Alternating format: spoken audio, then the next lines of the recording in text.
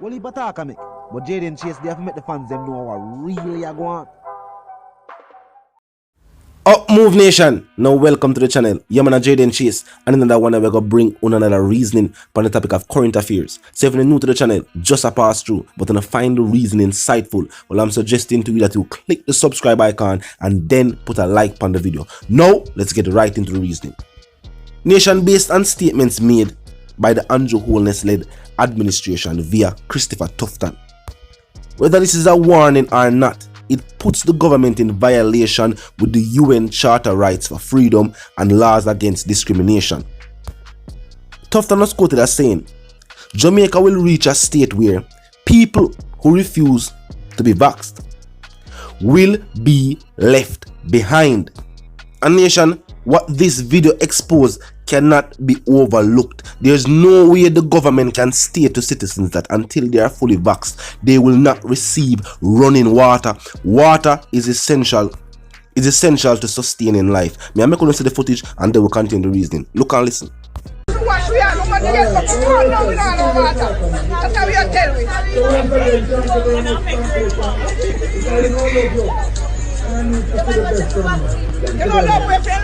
Thank you very much, MP. Hello.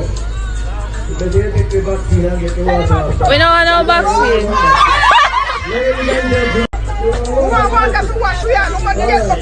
Nation, these statements from Parliament seem to be scare tactics. Now, based on the UN Charter Rights, Parliament shall pass no law and no organ of state shall take any action which, and then I quote, abrogates, abridges, or infringes those rights.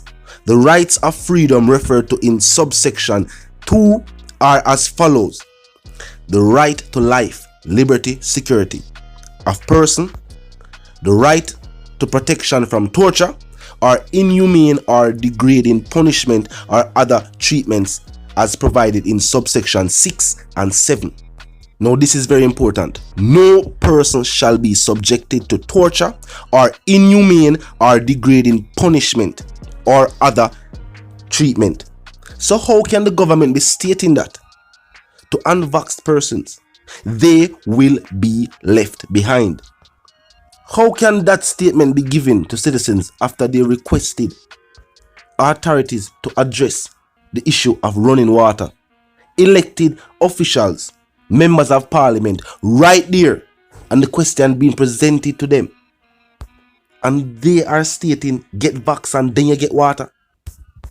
These statements cannot be overlooked. We can't say we have put protocols in place and measures in place for health, and the people them tell us them now have running water, and you tell them that is not of primary importance.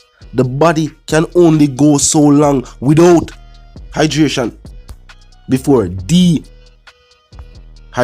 sets in. Nation, this one is beyond a political scandal. This is a humanitarian crisis.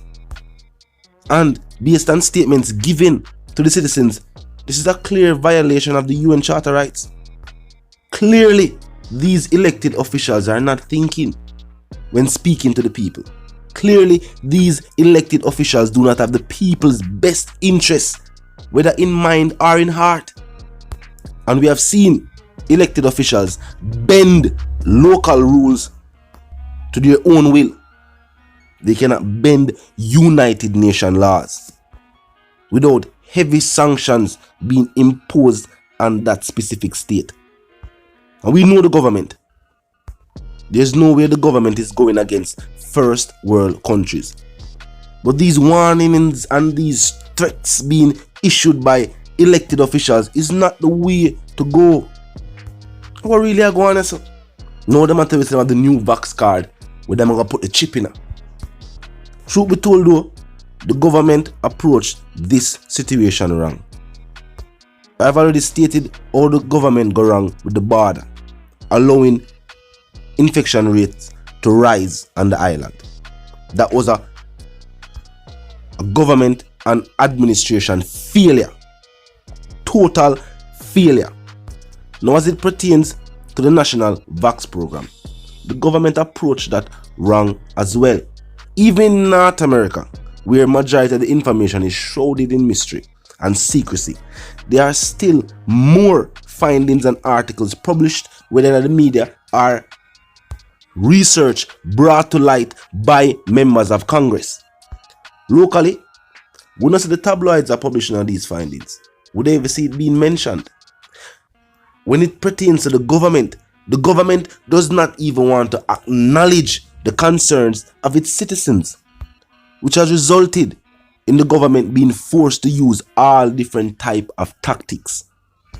The nation went as far, the government went as far as to offer cash, went as far as to seek endorsement from entertainers. The government did not need that. All the government needed to do was present the information and the facts to the people. And the opposition, I'm going to point out this, have only used certain circumstances to paint the governing party in a negative light. And based on their statements, if they were in power, it would be the same situation as well. And this is why it is believed by some citizens that the situation taking place on the island was allowed to happen by the government based on lack of interest shown by the government. There was never any interest shown by the government to stop this from reaching our borders or from passing through them.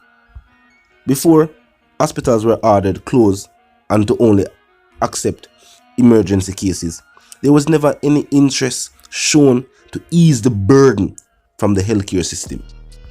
Now it has been confirmed that the government is now better prepared to manage oxygen supplies at healthcare facilities.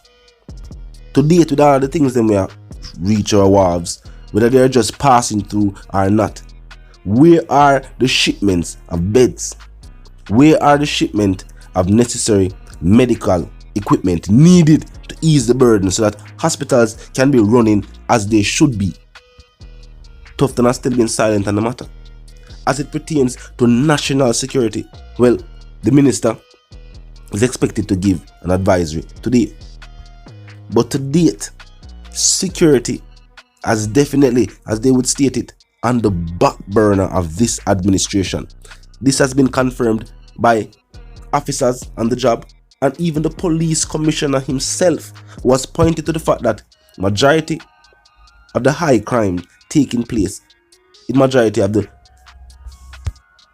parishes across the country are gang related, and to be specific, in Kingston and St. Andrew, which is the commercial hub for the entire island, the gang violence is political, and that's a strong statement, meaning these situations are taking place in political strongholds.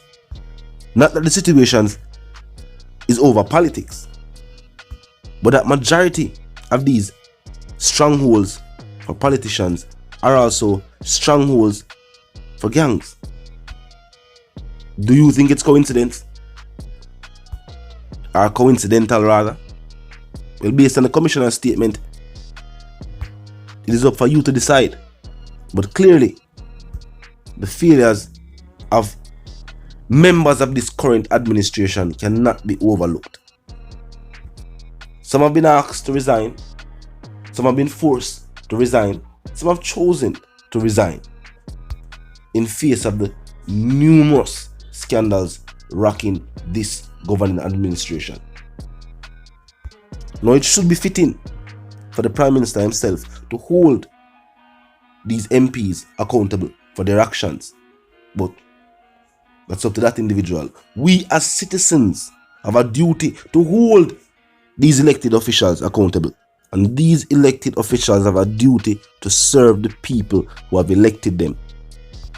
But for some time now, this has not been the concept. Some have said even after seeking your votes and giving your votes to these elected officials, you still have to chase after them for them to fulfill campaign promises.